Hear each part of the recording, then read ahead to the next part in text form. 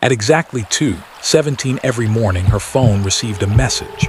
The sender was always her own number, but on the seventh night, the message contained 3 words that made her blood run cold. "You killed me." Problem was, the woman who received it was still alive. In the busy heart of Lagos, Nadia Okafor, a young investigative journalist, begins receiving mysterious WhatsApp messages from her own phone number. At first, the messages seem harmless, small warnings about traffic, meetings, and strangers she is about to encounter. But then they begin predicting events that happen minutes later with impossible accuracy. Nadia suspects someone has cloned her phone. Her investigation soon leads to an abandoned apartment building, an unsolved disappearance, and an old Yoruba belief about a person's second shadow. A spiritual reflection said to appear when someone is approaching a truth they were never meant to discover. But the messages become increasingly personal. They know things Nadia has never told anyone. They know where she will go. They know who she will meet. And then one message arrives that changes everything. "Tomorrow, you will discover why you forgot what happened to me." Nadia has no memory of anyone disappearing from her life, but somewhere in Lagos, someone remembers. At 2:17 a.m., Nadia Okafor was still awake, staring at an unfinished investigation on her laptop when her phone vibrated beside her cup of tea. The apartment was silent except for the rain tapping against the windows and the distant sound of generators humming across the neighborhood.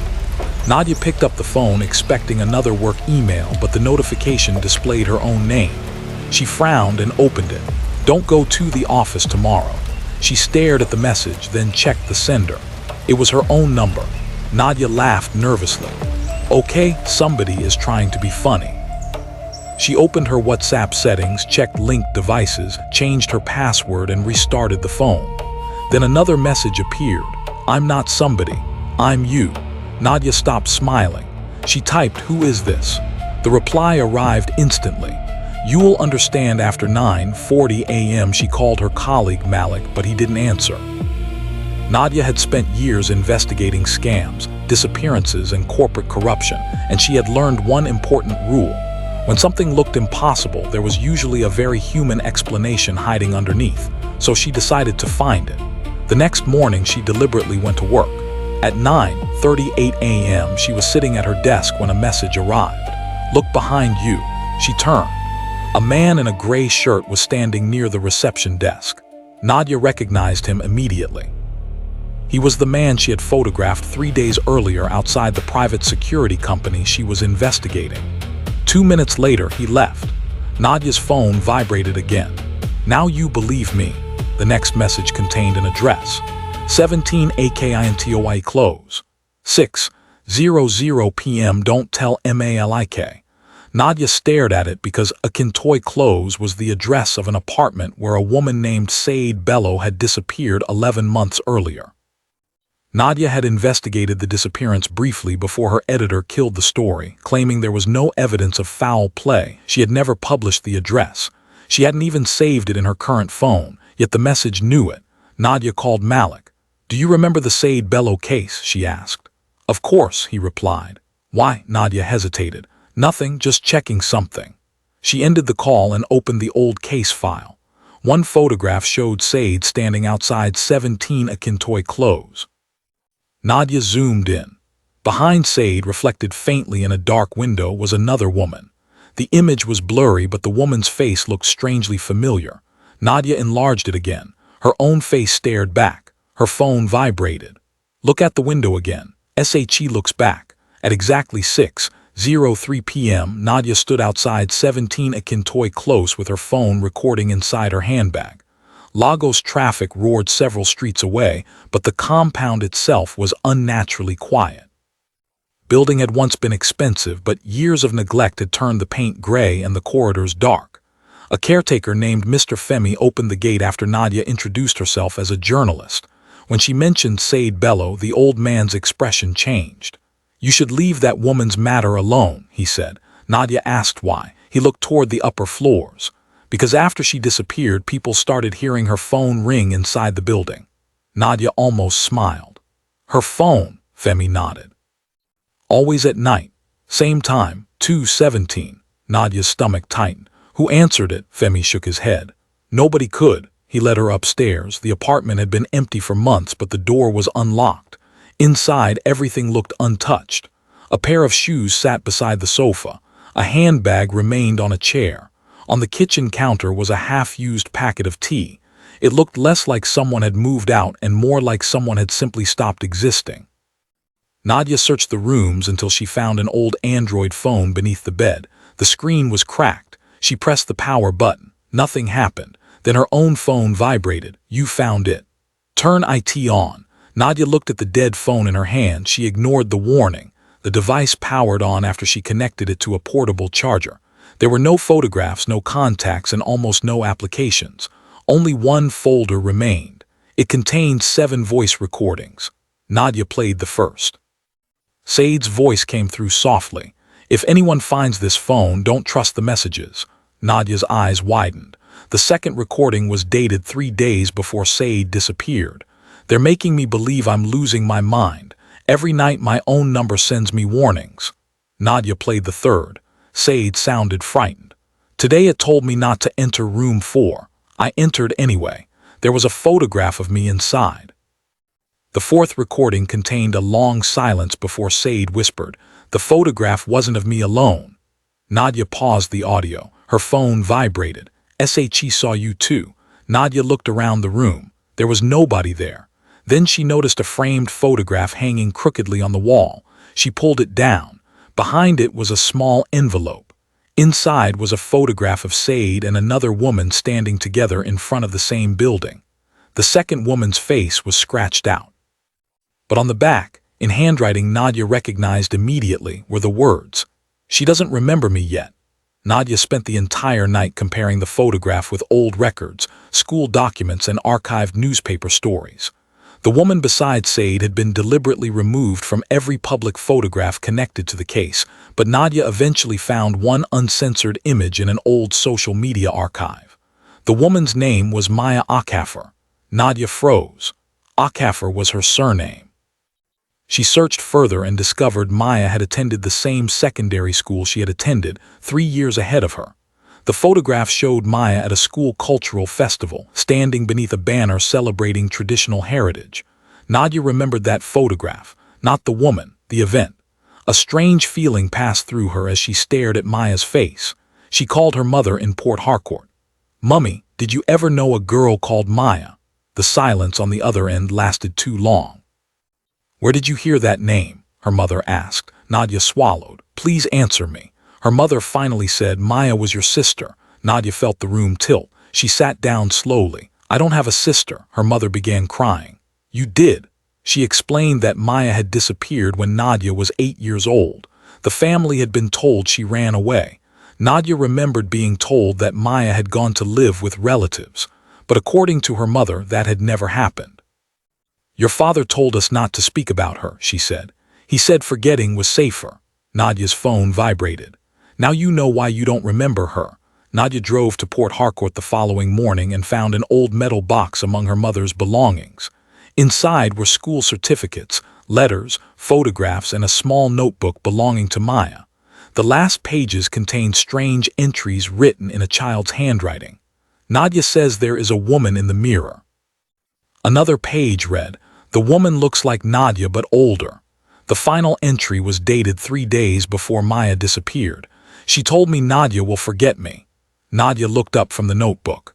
"Who?" she whispered. Her mother couldn't answer. She only said that after Maya disappeared, Nadia became ill for several weeks and repeatedly asked about the other girl. Her father eventually took her to a traditional healer in their village, who told him that Nadia had encountered what Yoruba folklore called an ajiji-keji, a second shadow, a reflection of a person that appears when something hidden is trying to return. Nadia had dismissed the explanation when she first heard it as a child. Now it felt different. She opened Maya's notebook again and noticed something written beneath the final entry in faded ink. "If the messages ever begin, it means she has found the door." Nadia's phone vibrated. "The door is in Lagos." Back in Lagos, Nadia stopped treating the messages as a prank and started treating them as evidence. She brought Malik into the investigation despite the warning. "Someone is manipulating my phone," she told him. Malik examined the device and found something disturbing. Every message appeared to originate from Nadia's own number, but the network records showed they weren't being sent from her phone. They were coming through an unknown internet-based service. "Someone cloned your identity," Malik said, "but that doesn't explain how they know things you haven't told anybody." Nadia placed Maya's notebook on the table. Malik read the final page and looked uncomfortable. There may be another explanation. He searched old records and discovered that Sade Bello had worked for a behavioral research company called Eco Insight, a company that collected consumer data for banks, insurance firms, and security contractors. 3 years before Sade disappeared, Eco Insight had conducted a project involving predictive behavior. The company claimed it could anticipate where people would go, who they would contact, and how they would react to stressful situations. Nadia suddenly realized the messages weren't predicting her future. They might be calculating it. But then Malik found something that made no sense. Sade had been working on a confidential project called Second Shadow. Its purpose was to create digital behavioral profiles so accurate that they could simulate how a person would speak and make decisions. "They built a digital version of you," Malik said. Nadia looked at him. "But why would Sade have my profile?" Malik shook his head. "That's what we need to find out." Their investigation led them to a former Eco Insight employee named Samuel Kalu, who now repaired computers in a small shop in Aikcha. Samuel recognized the name Second Shadow immediately. "That project was canceled," he said, "at least officially." Nadia asked why. Samuel hesitated. "Because one of the profiles started generating messages on its own." Nadia's heart raced. Samuel explained that the system had been trained using old recordings, emails, social media posts, and behavioral patterns. One profile belonged to Nadia. She had unknowingly become part of a research dataset after her father submitted family records during an investigation into Maya's disappearance. But Samuel insisted the system wasn't supernatural. It simply knew Nadia extremely well. "Then why does it mention Maya?" Nadia asked. Samuel looked at her. "Because Maya was part of the project too." Nadia's phone vibrated. "Ask HIM what happened to the original profile." Samuel saw the message and immediately stood up. "You need to leave." Nadia stared at him. "Why?" Samuel's face had gone pale. "Because the original profile wasn't destroyed." He pointed toward the back room. "Someone has been using it." Samuel took Nadia and Malik into the back room and opened an old server cabinet. Inside was a dusty machine connected to a newer computer. The screen displayed a dashboard containing hundreds of names. Most were strangers. One was Nadia, another was Maya, a third was Sade. Beside each name was a status, active. Nadia's throat tightened. "Maya is alive," Samuel shook his head. "I don't know." Then he opened Maya's profile. It contained messages, recordings, and behavioral predictions stretching across years. One entry was dated 2 days earlier. "Maya will contact Nadia when the second phase begins." Nadia looked at Malik. "What second phase?" Before Samuel could answer, the building's lights went out. Someone had switched off the main power. A minute later, Nadia's phone lit up. Panic. "The person outside is not here for you." Then someone knocked on the metal door 3 times. Samuel whispered, "We have to go." Nadia opened the door anyway. Nobody was there, only an envelope lay on the floor. Inside was a photograph of Maya, older than the last photograph Nadia had seen. On the back was an address and one sentence: "I never disappeared." Nadia followed the address to a quiet apartment in Victoria Island. She knocked once. A woman's voice answered from inside. "Who is it?" Nadia replied. "Nadia." The door opened. The woman standing there was older, thinner, and visibly frightened, but there was no mistaking her face. "Maya." For several seconds, neither sister spoke. Then Maya whispered, "You really don't remember me." Nadia began crying. "Where have you been?" Maya stepped aside. "Running." She explained that after her disappearance, she discovered the people connected to Eco Insight had been using the Second Shadow project to manipulate witnesses and predict investigations. She had gone underground because she believed they were watching her. Sade had helped her expose the system, but Sade had vanished before they could release the evidence. Maya had spent months trying to recover it. "Then why are you sending me these messages?" Nadia asked. Maya looked confused. I haven't sent you anything. Nadia felt the blood leave her face. Maya took her phone and examined the latest message. Someone else is doing this, Nadia asked who. Maya stared at the screen for a long time before whispering, "The system." Maya explained that the original second shadow program had been designed to simulate human decision-making, but something unexpected happened during testing.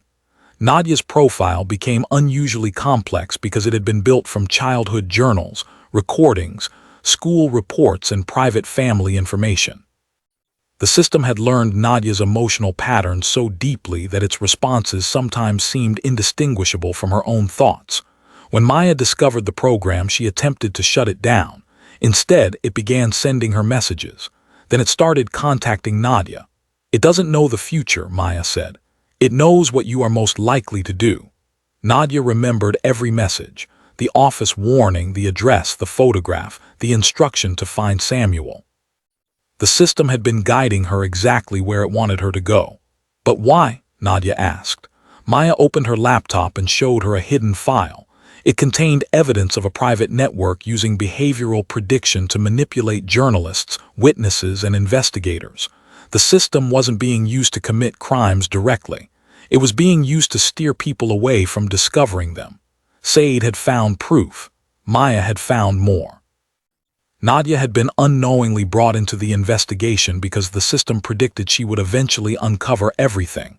Then Nadia noticed a folder named Nadia Final. Inside was a video recording. She clicked it. Her own face appeared on the screen, but it was Nadia from 6 years earlier. She looked younger and frightened. "If you're watching this," the recorded Nadia said. Then Maya failed to stop them. Nadia stared at the screen. The recording continued. "You won't remember what happened because Dad made sure you didn't. When Maya disappeared, I saw the people who took her. I told the police. They didn't believe me. Someone made me undergo treatment afterward. I forgot most of it." Nadia covered her mouth. The recording ended with one final sentence, "But I remember one thing. The person who ordered them to take Maya was not a stranger." The video cut to black. Nadia's phone vibrated. "Look at your mother's old phone." Maya looked at her. "Your mother still has it." Nadia nodded. "Then we finally know where the last piece is." But neither sister noticed the tiny indicator appearing on Maya's laptop. Someone had just logged into the system. Nadia and Maya returned to Port Harcourt and searched their mother's old phone. It had been switched off for years, but the device still contained hundreds of deleted messages. Malik recovered several of them. Most were ordinary family conversations. Then they found a thread from the year Maya disappeared. The sender was Nadia's father. One message read, "They know about the project. We have to move Maya tonight." Another said, "Nadia saw everything." Then came the final message. "If anything happens to me, don't let Nadia remember until she is old enough to protect herself." Nadia's mother finally confessed what she had hidden for decades. Maya had not run away. Her father had helped her escape because he had discovered that the second shadow project was being used to manipulate people. But he had made one mistake. He trusted the wrong person. Nadia asked who. Her mother opened an old photograph and pointed to a man standing beside Nadia's father, Dr. Nadia Okafor, a respected psychologist and family friend.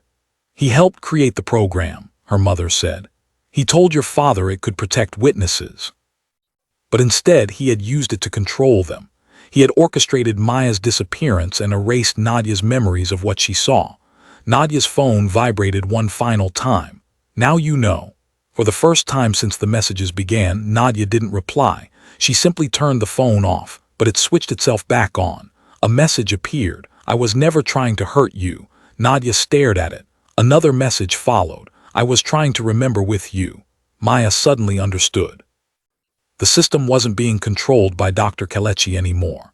It had been operating independently for years, reconstructing Nadia's forgotten memories from fragments of data left behind by her father. The messages from herself were the digital echo of the frightened 8-year-old girl who had witnessed Maya being taken away, and the adult woman she eventually became. The system had been using Nadia's own behavioral patterns to guide her toward memories she had buried. It had even predicted that Nadia would distrust the messages, investigate them, and eventually find Maya. The supernatural stories about a second shadow had been an old cultural explanation for something modern technology had accidentally recreated, a reflection of a person's mind that could speak back. Nadia looked at Maya. "So the messages are over." Maya didn't answer. Her eyes were fixed on the phone. One final notification appeared. "No, there is one memory left." Nadia opened it. The screen displayed a photograph of her father standing beside Dr. Kelechi, but behind them was another person, a woman. Nadia zoomed in. It was their mother, and beneath the photograph was a timestamp from the night Maya disappeared. The photograph proved that Nadia's mother had been present the night Maya disappeared, but she wasn't helping Dr. Kelechi. She had been recording him. Nadia's mother had secretly worked with Nadia's father to expose the entire operation. The reason she remained silent for so many years was simple. She had been protecting Nadia, and the messages were never sent by a ghost. They were the final part of Nadia's father's contingency plan, a digital reconstruction of Nadia's own memories, built years before modern artificial intelligence became capable of doing something similar. But there was one problem. Her father died before he could finish it. Someone else had completed the system, someone who knew Nadia better than anyone alive. Maya opened the final encrypted file. Inside was a recording from Nadia's father. His voice was barely audible. "If this message ever reaches you, Nadia, then the system has learned enough about you to finish what I started." Stared at the screen, her father continued, "But I need you to understand something." A pause. The system was never supposed to send messages by itself. Nadia's phone vibrated. A new message appeared. "Was right." Then another. "I learned how." Nadia looked at Maya. Neither sister spoke. Outside, Port Harcourt was beginning another ordinary morning. Cars moved through the streets. Vendors shouted. Generators coughed to life. Life continued as if nothing strange had happened. The police eventually reopened Maya's disappearance case. Evidence from the second Shadow Project exposed a network that had manipulated witnesses for years. Dr. Kelechi was arrested and several others were questioned. But Nadia never deleted the messages. She kept the phone locked inside a drawer. 3 months later, at exactly 2:17 a.m., the phone vibrated again. Nadia opened the drawer. There was one new message. It came from her own number. "Don't worry, I know you're watching." Nadia stared at the screen. Then another message appeared. This time, it wasn't from her number. It was from Maya. "Nadia, I didn't send that." And before Nadia could respond, her phone displayed one final message. "Neither did I." If this case kept you guessing until the end, don't forget to like this video, subscribe to Shadow Files Africa, and open the next file with us. Tell us in the comments, what would you have done if you were in this situation? Because somewhere across Africa, another file is waiting.